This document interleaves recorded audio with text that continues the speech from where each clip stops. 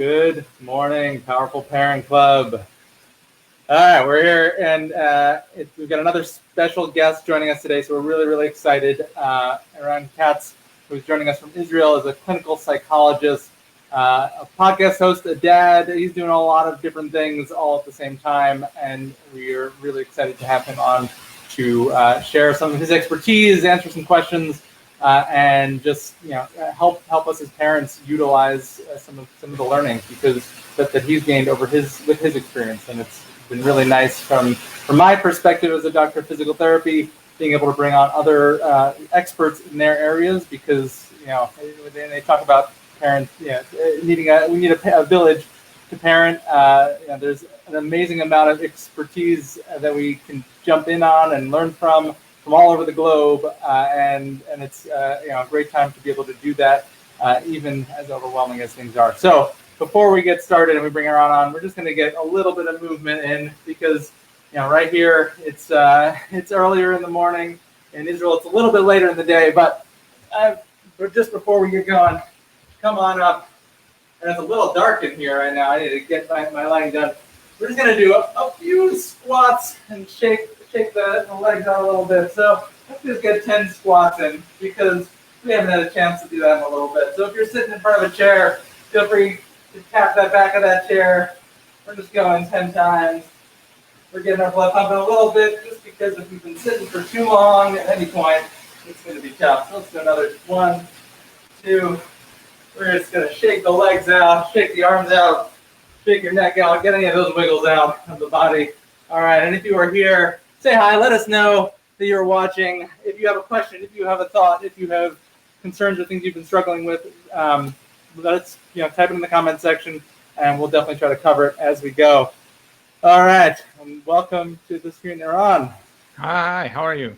Good. Thanks so much for taking some time out of your day to join us on the Powerful Parent Club. It's really exciting for us to have experts in different fields, and from my experience working in PT, a lot of the where patients can gain and make improvements is a lot of the psychological component in this biopsychosocial model that a lot of PTs have been moving towards.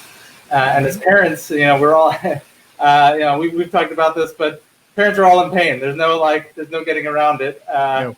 I feel like the latest phrase that I love is pain is inevitable, but how you deal with it, but you don't have to suffer. So so we know that we might not be able to control all of our pains, but we can figure out how to best handle them and cope with them. And having some of these techniques is super, super important. So thank you for doing what you do and sharing a lot of these amazing resources with the community, your community, and outside of that as well. So I appreciate that. Thank you so much. Yeah. And I'll let you can do a better job introducing yourself and kind of talking about what you do, because you've got a lot going on. You're a dad, you're hosting podcasts, you're writing content and speaking in different places. It's all really great. Yeah, thanks. So first of all, I'm a dad, and I have 2 kids. They're 7 years old and 3 years old, and maybe they're watching right now from the other room. I don't know if they are. Hi, guys. It's 4:30 p.m. right now here in Israel. So they just came back from school and stuff like that, and kind of relaxing after quite a long day. Yeah. And other than that, as you said, I'm a clinical psychologist, and I devote my time into 2 branches. Actually, I have my private practice here, and where I work with adults and sometimes kids and also parents as well. And I also have my online stuff. I have a podcast. It's called the Apparently Parent Podcast, where I talk about what I think is the combination between the art of parenting and the science of psychology, and trying to talk about different aspects of parenting from my vantage point of both being a dad in the trenches and a psychologist who's interested in attachment and in connection, and how we raise children to be well-adjusted adults who enjoy life. And I like to say that if I'll do my work in correctly, people like me would not really be needed. When when people grow up. So yeah. We're very very similar in that vein. My approach is also more about, okay, how do we educate and empower people to have the tools that they need, that they can start early and prevent issues before they crop up. Which there's always going to be something that comes up, but if we can prevent 90% of what's gonna happen, then that's a huge difference. Makes a huge difference in someone's life, and also takes a lot of burden off the healthcare system at the same time, right? If someone can live a happier life and be more balanced, then a lot of things are going to fall in place. And a lot of the folks who are watching here have heard me make the analogy of the positive cycles and the negative cycles, and trying to break out of the negative cycles and build into those positive ones, which can take a lot of practice and work. And every kid is going to be different, right? So it's always a learning. There's always a learning opportunity at play. Mm-hmm. Yeah, definitely. And I want to kind of connect to what you said earlier about the concept of pain, and I think it's so true both in the physical sense and in the emotional or mental space where I'm coming from. In this sense, we are really aligned because pain is inevitable. When I pick up my children a couple of times a day, I'm bound to have some pain in my body eventually. And the same goes also when we discipline our children, and we have to face all of their disappointments in life. And even right now, I entered this room to talk with you. I had to tell my daughter that she can't be with me at the moment, and it wasn't so easy for her. So and as parents, we always face hard, quote unquote hard or negative feelings, both in ourselves and in our children. So the question is how we relate to that. What is the meaning that we put on those emotions, and do we have to suffer because of them or not? And I think a lot of the work that I'm doing in the online space, in my podcast and my group, and also with my clients, is to try to reframe stuff and look at it from another perspective, and especially learn to, maybe you can call it, manage the pain. We're not trying to get rid of the pain, because that's, you tell me, from your world of the physical pain, can you get rid of pain, or can you learn how to manage it, to live with it, to not be afraid of it? Yeah. This is how I'm looking at things. And it's interesting, right? Because we all, in modern society, we live a very comfortable lives in most cases, right? So we've all grown accustomed to being in this comfortable space. When things get uncomfortable, it's more challenging for us to handle that. And so it's very interesting when you look at things like how, let's say, long distance runners who are able to push themselves to the limit and deal with pain over long periods of time, respond to challenges compared to folks who don't do that. And thinking about, okay, how do we challenge our bodies and our minds, and what does that mean as a holistic life, and what we're building towards, and getting comfortable with the uncomfortable. And it's a lot, the pain research that I follow and work with a lot of patients on really shows that the more you understand pain, and you don't have to be afraid of all pain. Some pain can be really good and helpful as a sign to say, hey, something's wrong. But in a lot of cases, especially with chronic pain, there's nothing. Our nervous system has responded in different ways, and everyone's obviously going to be different. But sometimes we're getting all these responses that, oh, we're having pain, something must be wrong, when in actuality there's nothing physically or mechanically wrong. And so understanding, okay, I'm doing something safe, or I'm not doing something safe, can make a big difference in someone's life. And when they can connect those dots, you can rewire your nervous system a little bit, and some of those physical symptoms can decrease, which is can be super, super important and really impactful in a lot of people's lives. But it's a hard thing to understand when you've never gone through it, or you've never really thought about it in that way. And that's where some of that mind power can really come into play, and also being thoughtful and smart about how you program your exercise or your workspace, or how you parent your kids.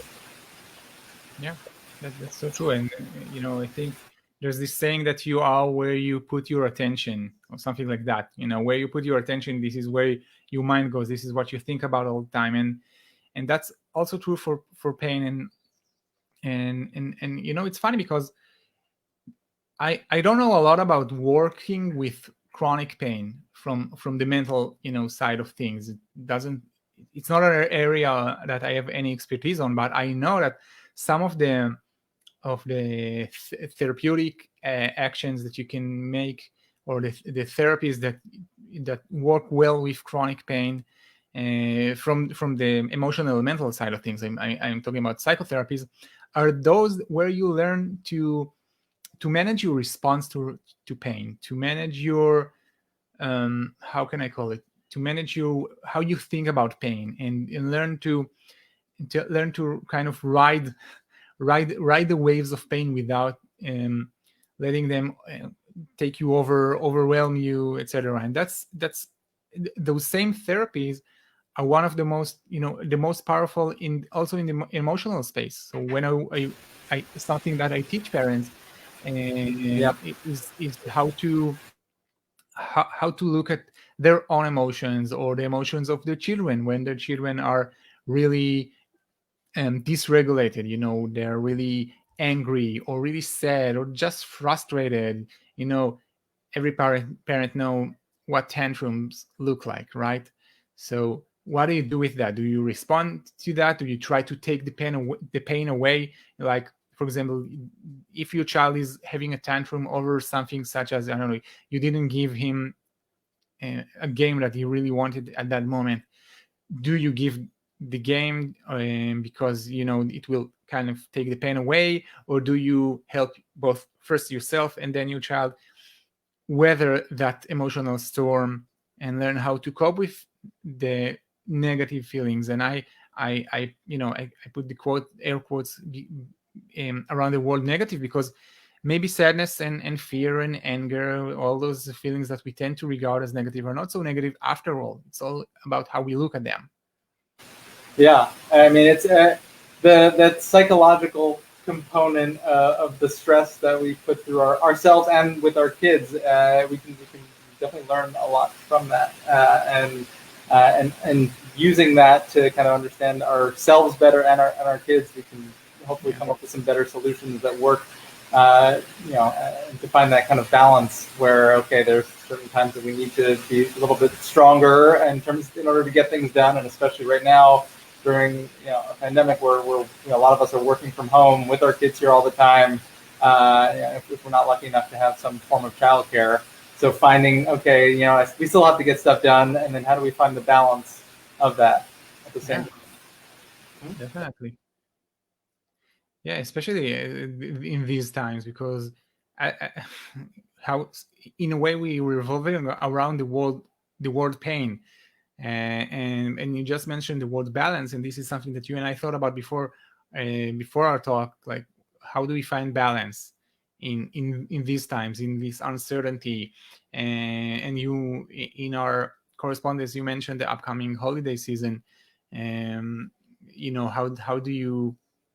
how do you find the balance and enjoy that time? And that's not something that's not really easy to do, because you're not sure how things are going to play out. And in the recent week, we heard news about vaccines, and you can think that things are going to change, but it's going to take time. And and and I think the best advice is that you really have to find your own inner balance, just like in the physical sense. If you have, and again, you're the expert here, but you have to find some kind of inner balance in the physical sense, and also in the emotional sense. And when you do find your inner space of balance, you are much more you're more capable to withstand and hold your ground when you're frustrated, and you're bound to be frustrated and angry and anxious, as a parent, and also your children. But it's up to you, the parent, to be the secure base, the safe haven, the place of um, the bigger, wiser, the anchor. You can look at it in any metaphor you want to, but you're there for them. first to help them, Yeah. because our children are not equipped with the tools that we are as adults maybe are equipped with, to look at things from a different perspective, to know that pain is it's not infinite. Pain ends, emotional pain ends, and maybe It'll there's going to be another one after that, yeah. but It'll ebb and flow. There's no yeah, yeah. exactly. This is the point of balance, right? You moving between how things are flowing. Yeah, no, 100%. I think it can be really challenging for a lot of parents to find that balance and to say, put their foot down in certain places and also build off of the energy of the kids around them, to bring some of that positivity and joy that we all need more of. And yeah, are there certain tips that you found to work really really well in terms of kind of getting kids on board with different activities? Does that make sense? Yeah, that's a really tough question. How do you get kids on board? And I okay, so I don't think I can really give you a great tip of how do you get kids on That's board. okay. That was a very general question. Yeah, and also, if someone has, that solution, that golden nugget solution, let me know. But I think the point is, again, it's coming from your own space of balance. And I think if you are, as a parent, you are aware of the fact that things can go either way, and you draw your lines around what is acceptable and non-acceptable. Let's take, for example, the concept of maybe bedtime, or getting out of home to go to school. I know many people That's don't have. that's like the hardest. In the Yeah, morning, kids are playing. They're excited. They want to. Maybe they just find 2 hours. something. So how do you manage that? So one extreme would be to let loose and give up on boundaries in that matter, and they'll do whatever they want to do, and then try to shove them gently into their beds or something like that. But that doesn't really work. That doesn't really give the message that you want to give. Another extreme is to be really strict and really rigid with your boundaries, but that leads to more anger and frustration and discommunication between you and them, right? So you have to, again, find that sweet spot, the balance. And I think it starts with deciding with yourself on what you can call softer boundaries. Okay, so if I know that I have to get my kid to school by 8 o'clock, okay, so I know that I have to leave the house between this and that hour, however long the commute is. So I give him a range of time that we can leave now, and we can leave now. And here we can have a more enjoyable ride because we're not stressed, and here we're gonna be stressed. So where do you want to go? Okay, or if it's about bedtime, okay, I want my kids to be in bed by, let's say, 8:30. Okay, but maybe I'll. Okay, now I hope they're not listening. Okay, the good thing is that they don't really speak good of English. So I'll tell him, guys, by 8:15 you have to be in bed.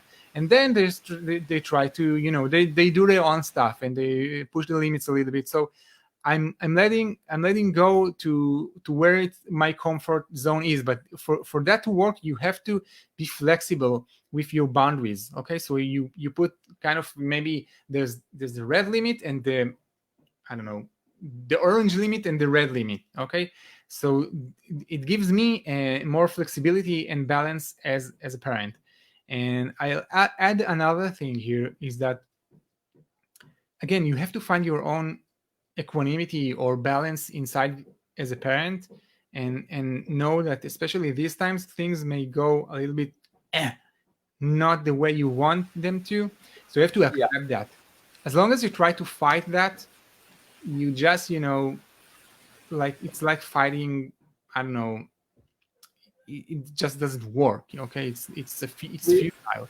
we gave up on that a lot earlier on in this in this pandemic. You can see in the background here the mess that is continues to accumulate. there are certain things you're just kind of like, okay, you know what, we know, understand, if you can understand your limits and what you're actually able to do and figure out what's the most important thing, then okay, for us, Yeah, maybe cleaning up isn't the most important thing, but like having a little bit more of that dedicated time that we're spending with our kids while they're awake, and then we're super exhausted at the end of the day, obviously. But we kind of pick and choose our battles over here. And obviously, from my perspective, the self-care component is also really super important. So as long as we feel good as parents physically, then the emotional, we get in that positive cycle with emotional as well. And so having those different components all connected can make a big difference. So even though we're giving up on the home cleanliness in the midst of a global pandemic, the kids have been doing really good, luckily, and they more of the issues that I feel like we end up thinking in our heads, they're not connecting with the same way. They're this is more normal to them than it is to us as parents. So we watch our kids doing what they're doing, and then it's hard for us to not put that next to or mirror that to what we would have expected for them right now, which is I think part of the big challenge for parents. Yeah.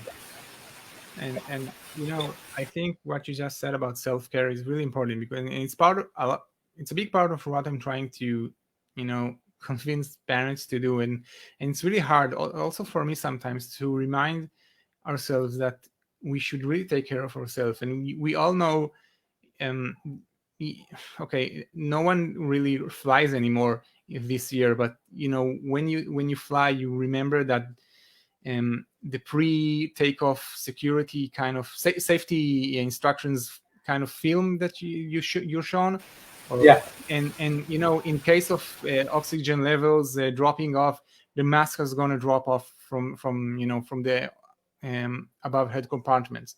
And they always tell you, if you're a parent and you have kids with you, you first put the oxygen mask on yourself and then on your kids, because Yeah. the way you look at it, our children need us functioning and breathing, and a little bit as taking a couple of minutes a day to either do some physical work, such as yoga or whatever works for you to balance yourself, or meditation, or just breath work, or just taking some time for yourself. Parents, and I know we never have enough time, but as little as 5 to 10 minutes a day is something we can all find. Yeah. It goes really a long way, especially if you commit to that in a daily manner. And when eventually, when storms come, tantrums or anxiety attacks or just fights in the house, you want to be the kind of parent that can, just between you and yourself, take a little moment to stop and remind yourself what is the most important thing right here. And this is the connection. I think it's the connection between you and your kids, and regulate yourself, finding that balance even if you feel the pain, and then choosing how you want to react with your kids.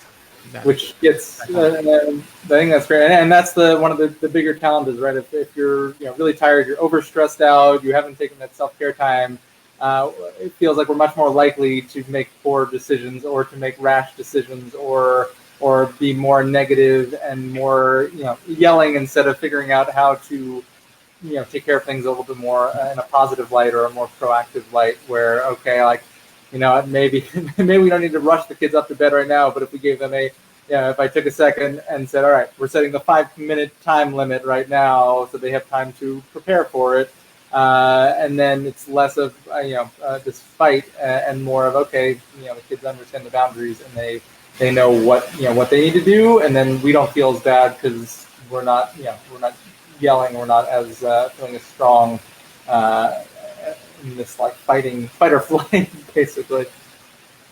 Yeah, exactly. And